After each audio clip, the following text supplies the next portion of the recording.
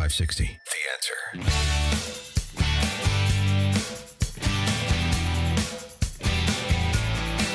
I've messed up immediately. I've done the show for 10 minutes and I already made my first mistake.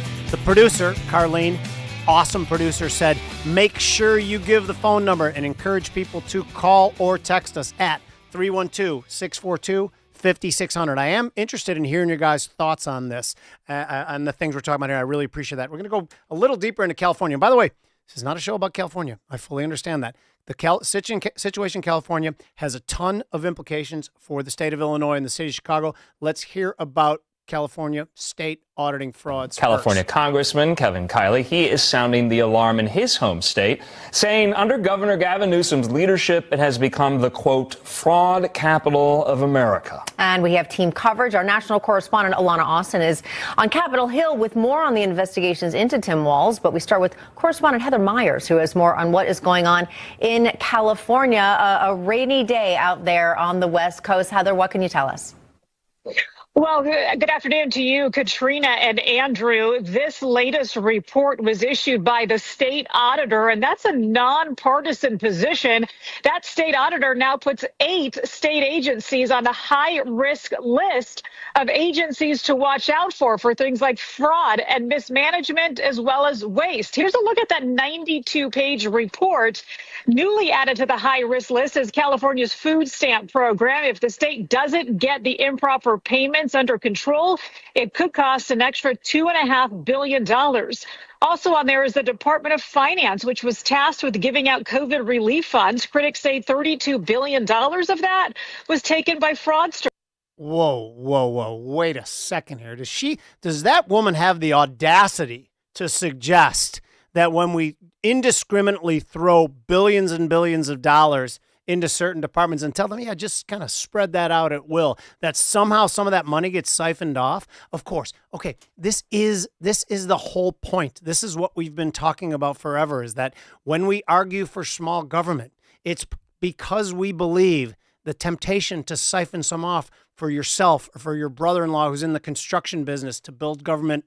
I'm not speaking of anyone specifically, it just popped in my head. But that's what happens, is they steal the money. That's what happened in Minnesota, too. And God forbid anyone calls it on them, because then we're called racist or something like that or whatever. But there is something I want to talk about, which I think is absolutely amazing, Ro Khanna, what's going on in California right now. And the proposition is to tax unrealized gains of billionaires. So, again, first, let's talk about what the progression of this is that California refuses to cut spending in any way. And California, by the way, that's a state that you can argue has every advantage, not just over every other state, probably over every place in the world when you consider its geography, its coastline, its weather, the mountains, the beaches, the soil for growing grapes and a lot of other vegetables. They have the perfect state.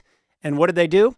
They parlayed that into abuse. And all of a sudden now people are actually leaving what ostensibly is paradise in California. And his solution to it, not to change any of their own ways, but let's tax the billionaires. Let's tax unrealized capital gains. By the way, and then Peter Thiel and Larry Page, and I'm not sure it was those two, but I think it was Peter Thiel and Larry Page, both tech billionaires, said, well, yeah, but we'll just leave. This is the progression, by the way, because anyone who calls themselves a progressive, oftentimes really, really deep down, there's a little bit of a fascist who lives down there. And what they do is that, yeah, you have too much money, so we're going to take some away to give it to poor people. Really, again, and the government, as far as redistributing wealth, what they're really good at is confiscating wealth, but somehow the mechanism that allows for them to actually redistribute it to where it's needed, something goes awry in that system. I'm not quite sure where it was, but perhaps Tim Walz could come on and explain to us exactly what happens and why it never gets to where it's going. But anyway, so what happens then is